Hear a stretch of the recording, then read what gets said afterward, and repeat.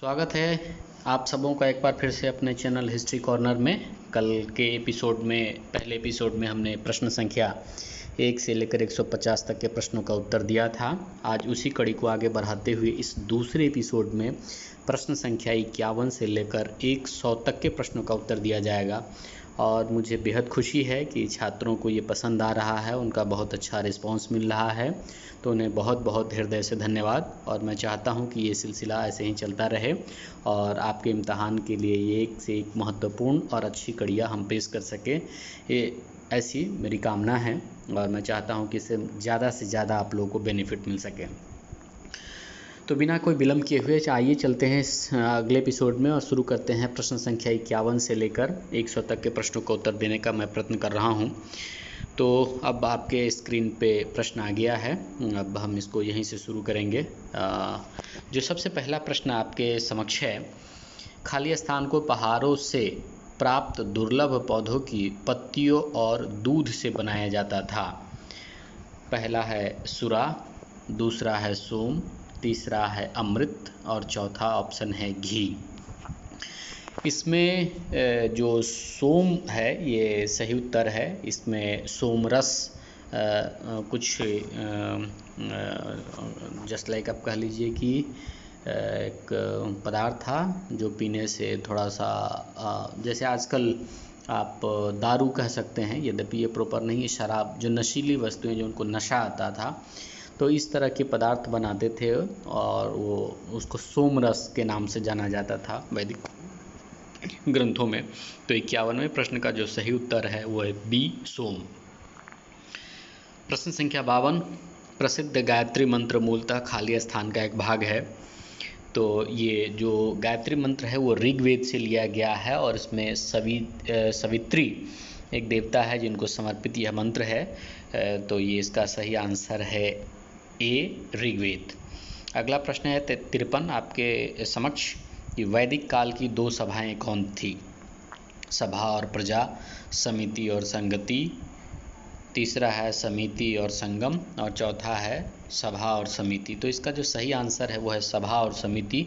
वैदिक काल में कई बार इसको लोकतांत्रिक प्रणाली से भी जोड़कर देखा जाता है कि वैदिक काल में दो सभाएं थी, सभा और समिति, जिसके सलाह पर शासन संचालन होता था।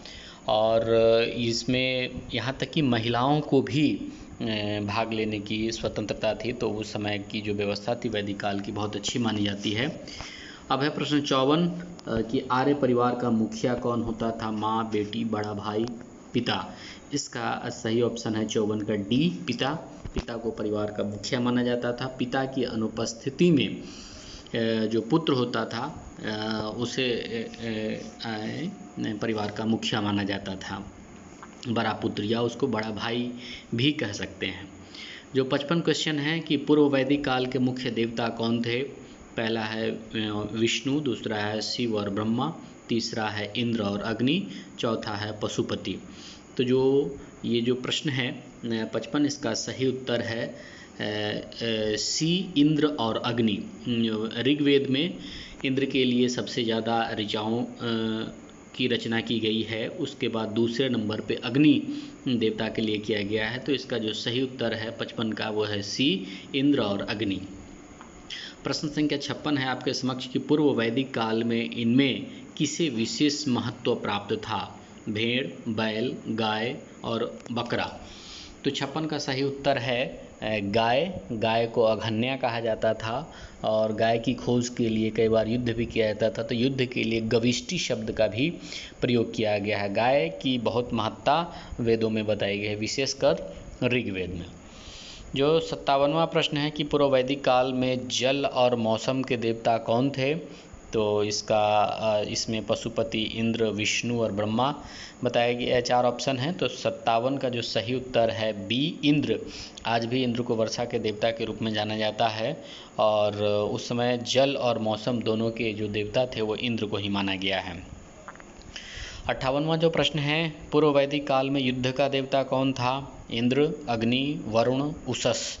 तो उस समय जो पूर्व वैदिक काल में युद्ध का देवता इंद्र ही था, वो देवराज इंद्र था, देवताओं का राजा था, तो इसकी रिस्पॉन्सिबिलिटी थी कि अपने देवगणों की रक्षा करे, इसीलिए वह युद्ध का देवता था और उसे पुरंदर भी कहा जाता था, दुर्गपति भी, दुर्ग को विजेता भी उसे कहा जाता था इंद्र को। क्वेश्चन नंबर 59 आपके समक्ष है कि उत्तर वैदिक काल में शूद्रों के देवता कौन थे। तो इसका जो सही उत्तर है 59 का वो है डी, पूसन।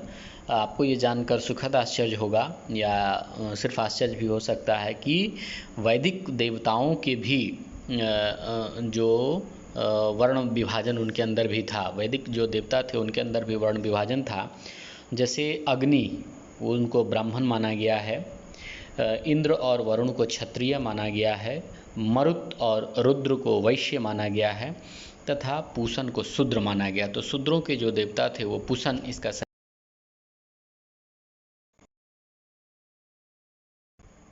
अब आपके समक्ष जो 60वां प्रश्न है कि उत्तर वैदिक समाज डैश भागों में विभक्त था। तो उत्तर वैदिक जो समाज था वो 4 वर्ग में विभाजित था। ये वर्ण यहाँ लिखना चाहिए था, यद्यपि इन्होंने वर्ण लिखा है, इसका सही जो ऑप्शन होना चाहिए था उसमें वर्ण लिखना चाहिए था। और 4 वर्ण था, ब्राह्मण, क्षत्रिय, वैश्य और शूद्र, जैसा कि मैंने पिछले प्रश्न के उत्तर में इसकी चर्चा की है। 61वां प्रश्न है कि रामायण के रचयिता कौन थे। ये टाइपिंग एरर है, इसको आप सामायण नहीं पढ़ेंगे, रामायण पढ़ेंगे। और रामायण के रचयिता जो है वाल्मीकि, इसका सही उत्तर है 61 का ए। 62वां प्रश्न है आरंभिक शास्त्रीय ग्रंथ खाली स्थान भाषा में थे। तो शास्त्रीय ग्रंथ जिस कहा जा रहा है तो ये वैदिक ग्रंथों के संदर्भ में है, और उसके लिए जो क्लासिकल जो बोलते हैं जिसके लिए एक शब्द है, तो उसका जो सही उत्तर है 62 का वो है बी, संस्कृत। फिर है 63 प्रश्न, चातुर्वर्णीय व्यवस्था किस युग में अधिक मजबूत हुई। इसमें भी 4 ऑप्शन हैं, तो जो इसका बी जो ऑप्शन है उत्तर वैदिक काल, उत्तर वैदिक काल इसका करेक्ट आंसर है।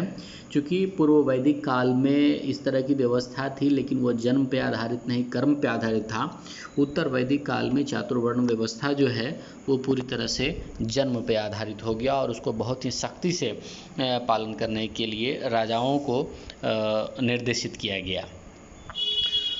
जो प्रश्न संख्या 64 आपके समक्ष है कि खाली स्थान में यज्ञों की महत्ता काफ़ी बढ़ गई। इसका ऑप्शन है पूर्व वैदिक काल, हर्यक काल, उत्तर वैदिक काल, नंद काल। तो इसका जो सही उत्तर है 64 का वो है सी, उत्तर वैदिक काल। उत्तर वैदिक काल में यज्ञों की बहुत संख्या वृद्धि हुई है और यज्ञों पर विशेष तौर से जोर दिया गया है। जो 65वां प्रश्न है उत्तर वैदिक काल में लोगों का मुख्य पेशा क्या था। तो इसका जो सही उत्तर है 65 प्रश्न का वो है ए, कृषि। जो उनका मूल वैदिक लोगों के मुख्य पेशा कृषि पे आधारित हो गया था। उसके पहले उन लोगों का पशुपालन और घुमंतु जीवन था, लेकिन उत्तर वैदिक काल में वो पूरी तरह से स्टेब्लिश हो गए थे और कृषि को पूरी तरह से अपना लिया गया था। 66वां प्रश्न है खाली स्थान वर्ष की आयु में जीवन के अंतिम संन्यास आश्रम आरंभ होता है।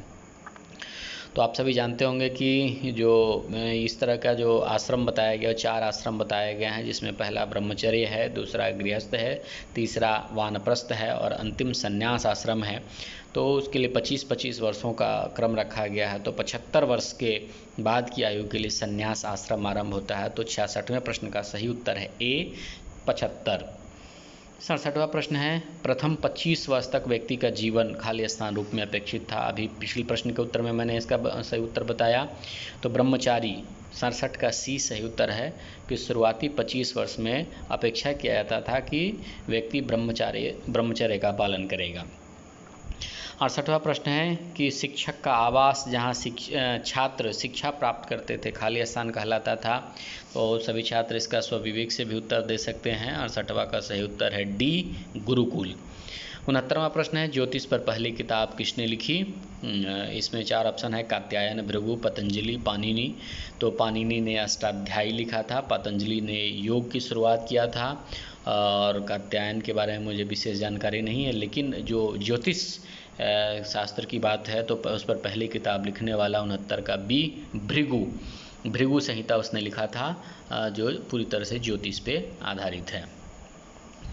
अब है आपके समक्ष प्रश्न संख्या 70। उसमें मगध साम्राज्य की उत्पत्ति का मुख्य कारण क्या था, इसमें प्रश्न में पूछा गया है। तो इसका भी 4 ऑप्शन है। इसमें जो पहला है कि सही सभी जो है ऑप्शन स्पष्ट रूप से नहीं दिख रहा है, लेकिन 70 का जो डी है लौह अयस्कों की प्रचुरता, ये इसका सही उत्तर है। चूँकि आप देखेंगे कि मगध साम्राज्य के उत्कर्ष में और उसके विस्तार में, साम्राज्य के विस्तार में लौह अयस्कों का मिलना इसकी प्रचुरता रही है। उससे बहुत बड़े भाग में कृषि कार्य का आरंभ किया गया और जो सरप्लस प्रोडक्शन हुआ, यानी जो उत्पादन अधिशेष था, उस पर उसके सहारे नए नए साम्राज्यों के स्थापित करने में सहूलियत हुई।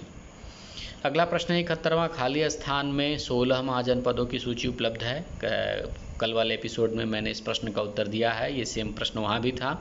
तो इसका सही उत्तर है डी, अंगुत्तर निकाय। अंगुत्तर निकाय में 16 महाजनपदों का उल्लेख मिलता है।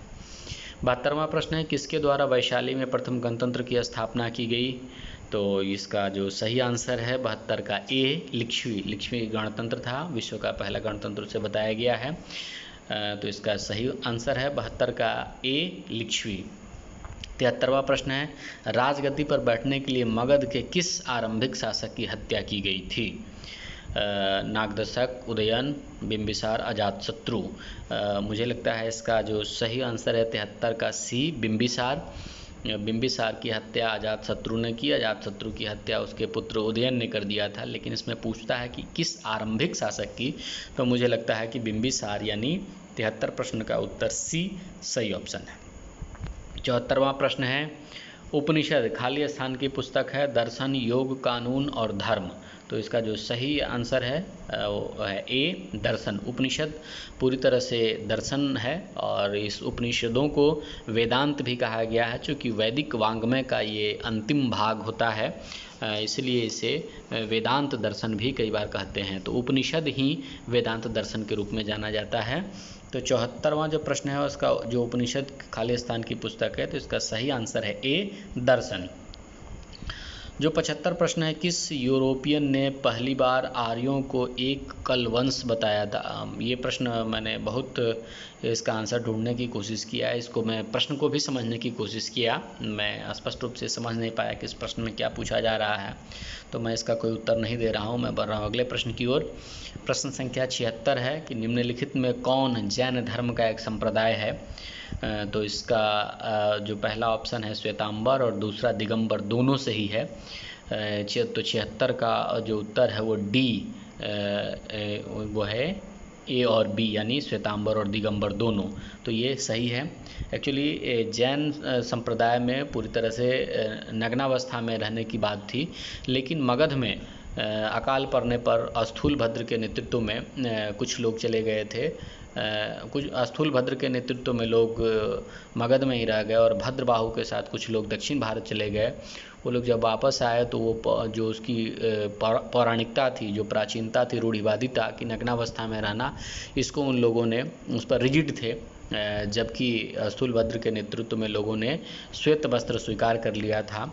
तो इस वजह से इसमें विभाजन हो गया और जो श्वेत वस्त्र धारण किए उनको श्वेतांबर कहा गया और जो नग्नावस्था में रहे उनको दिगंबर कहा गया।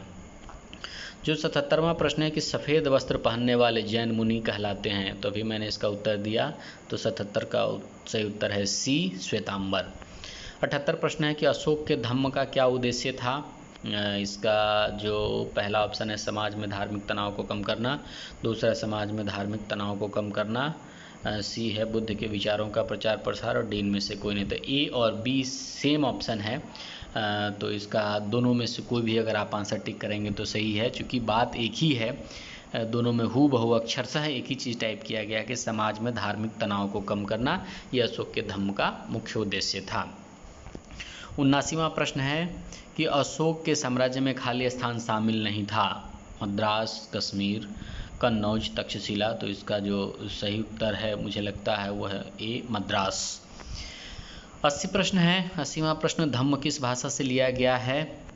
किस भाषा से लिया गया है, तो ये मूल रूप से जो पाली भाषा है वो पाली भाषा से। तो 80 का जो सही उत्तर है डी, पाली भाषा। 81वां प्रश्न है कि अशोक के शिलालेख किस भाषा में लिखे गए हैं। तो अशोक के शिलालेख जो प्रश्न संख्या 81 वो ब्राह्मी लिपि में लिखा गया, ब्राह्मणी इस पर टाइप है, वो गलत टाइपिंग है। सही इसका जो स्वरूप है वो ब्राह्मी लिपि है। तो 81 का सही उत्तर है डी। 82वां प्रश्न है कि धम्म का अर्थ है। धम्म मूल रूप से धर्म के लिए लिया गया है। जो अगर बौद्ध धर्म के दृष्टिकोण से देखेंगे तो धम्म धर्म के लिए कहा गया है। तो इसका जो सही उत्तर है 82 का वो है बी। 83वां प्रश्न है कलिंग युद्ध में कितने लोग मारे गए। ये बहुत चर्चित युद्ध था। सम्राट अशोक और कलिंग सम्राट के बीच युद्ध हुआ था और इसमें 1 लाख से ज़्यादा लोग मारे गए थे।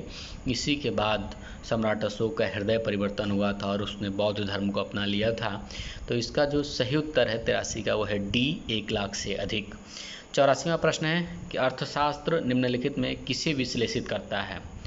तो बिल्कुल ये बहुत अच्छा प्रश्न है। इस पर कई बार अच्छे लोग चकमा खा जाते हैं।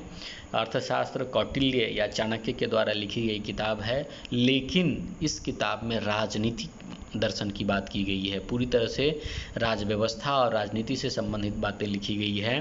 तो इस शब्द अर्थशास्त्र को देख के आप कंफ्यूज नहीं होंगे।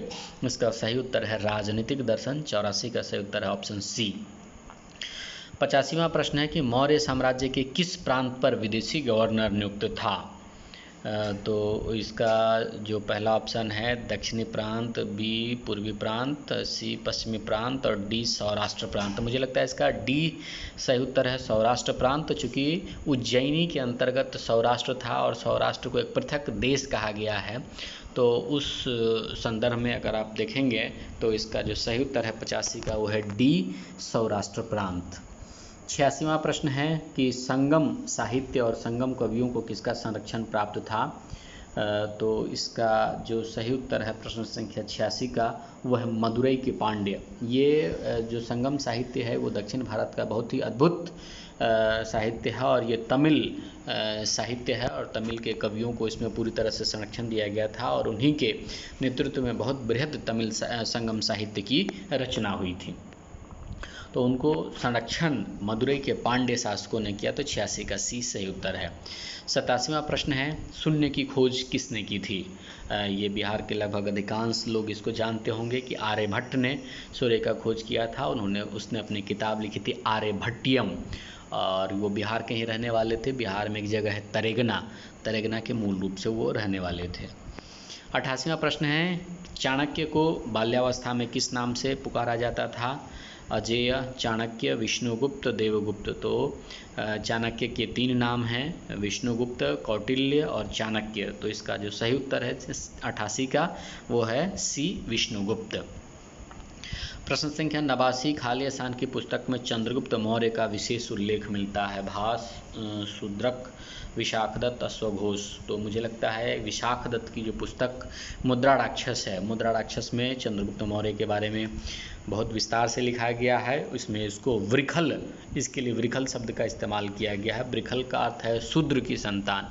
उसे कुलहीन बताया गया है, उसे क्षत्रिय बताने से परहेज़ किया है। जो कई ग्रंथों में अलग अलग तरह की बातें मिलती हैं, जिसमें जो मुद्रा राक्षस जिसने विशाखदत्त की लिखी हुई पुस्तक है उसमें उसको वृखल बताया गया है या कुलहीन बताया गया है या शूद्र की संतान बताया गया। तो इसका जो विशेष उल्लेख है तो वो विशाखदत्त की पुस्तक में ही है। तो 89 का सही उत्तर है सी।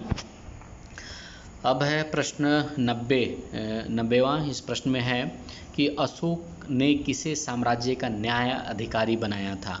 श्रमण, उपारिका, राजुका, कुमार, अमात्य। तो 89 का जो क्वेश्चन नंबर 90 का जो सही उत्तर है वो है सी राजुका। राजुक एक्चुअली इसके लिए शब्द है कि राजुक को उसने न्यायाधिकारी के रूप में नियुक्त किया था। जो 91वां प्रश्न है कि सैंधव और वैदिक सभ्यता में मुख्य भेद है। सैंधव नगरीय और वैदिक ग्रामीण। बिल्कुल सही है। जो 91 का पहला ऑप्शन है कि सैंधव नगरीय सभ्यता थी और वैदिक ग्रामीण सभ्यता थी, ये मुख्य भेद है। और क्वेश्चन नंबर 92 आपके समक्ष है कि वैदिक काल में योग के प्रवर्तक थे। तो आज भी आप देखते होंगे कि योग जहाँ भी होता है वहाँ पतंजलि शब्द लिखा हुआ आपको मिल जाएगा।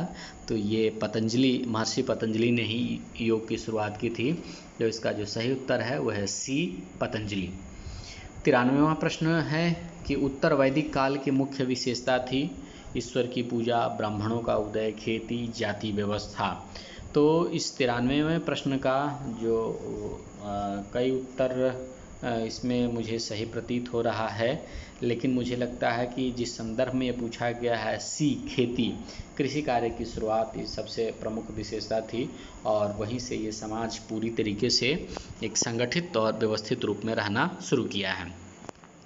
94वां प्रश्न है कि ऋग वैदिक काल में नहीं था विधवा विवाह, बाल विवाह, बहु विवाह, पर्दा प्रथा। तो इसमें जो 94 में जो प्रश्न है इसका 2 ऑप्शन मुझे सही लग रहा है। ऋग वैदिक काल में बाल विवाह का भी कंसेप्ट नहीं था और पर्दा प्रथा का भी कंसेप्ट नहीं था। तो मुझे लगता है बी और डी इसका सही आंसर है। और जो 95वां प्रश्न है कि युद्ध मनुष्य के दिमाग से शुरू होता है, कहाँ वर्णित है। तो ये पूरी तरह से दार्शनिक विचार है, एक दर्शन है और जो तमाम ऑप्शन इसमें दिया है उस 3 वेद हैं और एक उपनिषद का दिया है। तो उपनिषद ही दार्शनिक ग्रंथ है, तो इसका सही उत्तर होगा उपनिषद। 95वें का बी, उपनिषद। उपनिषद में ही ये बात कहा गया है कि युद्ध मनुष्य के दिमाग से शुरू होता है। 96वां प्रश्न है खाली स्थान का दूसरा नाम वेदांत है। अभी जब मैं पीछे उपनिषदों के बारे में बता रहा था तो मैंने आपको बताया कि उपनिषद को ही वेदांत दर्शन भी कहा जाता है, जो कि वैदिक वांग्मय का वो अंतिम भाग है इसके लिए। तो 96वें प्रश्न का जो सही उत्तर है, सही ऑप्शन है ए, उपनिषद। 97वां प्रश्न है कि धर्मशास्त्रों के अनुसार भूमिकर की दर क्या थी। तो वैदिक ग्रंथ में तो नहीं, जो उत्तर वैदिक काल और उसके बाद के जो तमाम ग्रंथ हैं, जो स्मृति वगैरह लिखे गए हैं, उसमें जो भूमिकर की दर बताई गई है वो 6वां हिस्सा 1/6 भाग बताया गया है। तो इसका सही उत्तर है ऑप्शन डी, 1/6। 98वां प्रश्न है कि रत्नाकर में किसके ऐतिहासिक भूगोल का वर्णन है। हिंद महासागर, भारतीय प्रायद्वीप, संपूर्ण भारत और गंगा नदी। तो ये जो रत्नाकर है, रत्नाकर में मुझे लगता है हिंद महासागर का उल्लेख है, क्योंकि उसमें मूल रूप से दक्षिण भारत और श्रीलंका के बीच के जो भाग हैं उसके बारे में बताया गया है कि वो रत्न, मणि, माणिक्य और मोतियों से भरा पूरा क्षेत्र है, इसीलिए उसे रत्नाकर भी कहा गया है। तो इसमें जो इसका सही उत्तर है 98 का वो है ए, हिंद महासागर। 99वां प्रश्न है कि उत्तर वैदिक काल में शिक्षा क्षेत्र की विदुषी महिला थी। तो इसमें 3 नाम दिया है और चौथा ऑप्शन है कोई नहीं। मुझे लगता है उत्तर वैदिक काल में जो शिक्षा के क्षेत्र में विदुषी महिला वो गार्गी थी। जो उपनिषदों की रचना में बहुत सारे उपनिषद हैं, 108 उपनिषद बताए गए हैं और उपनिषदों की रचना में गार्गी के योगदान को याद किया जाता है। माना जाता है कि उपनिषदों की रचना में गार्गी ने अपनी भूमिका का निर्वाह किया था। अब इस एपिसोड का आखिरी प्रश्न और 100वां प्रश्न है कि उत्तर वैदिक काल में धन की गणना खाली स्थान से होती थी। पहला ऑप्शन है ए, भेड़, बी, गाय, सी, मुर्गियाँ और डी, कोई नहीं। तो वैदिक काल में गाय बहुत महत्वपूर्ण थे और गायों के आधार पर ही धन की गणना की जाती थी। तो मुझे लगता है कि अगर इसका सही आंसर इस चारों विकल्प में से कोई है तो वो है बी, गाय। तो मित्रों, आज के इस एपिसोड में हमने अगले 50 प्रश्नों का उत्तर दिया है। मैंने कोशिश किया है कि तमाम प्रश्नों के सही उत्तर आपको बताए जाएं ताकि आप इम्तहान में इसको सही से लिख सकें। और आपका उत्साह, बहुत आपका सपोर्ट मुझे मिल रहा है। इस चैनल को आप बढ़ाने में आप लोगों की महती भूमिका है। तो मैं एक बार फिर आप सबों से अपील करता हूं कि यदि आपको लगता है कि ये एपिसोड भी अच्छा है, आपके हित के लिए अच्छा कार्य किया जा रहा है, तो प्लीज़ आप इसे लाइक करें, शेयर करें, सब्सक्राइब करें, अपने मित्रों के बीच इसको शेयर करें, बेल आइकन दबाएं ताकि अगला जो एपिसोड बने, अगला जो वीडियो बने वो तुरंत उसका नोटिफिकेशन आपको मिल सके। बहुत बहुत शुक्रिया, बहुत बहुत धन्यवाद।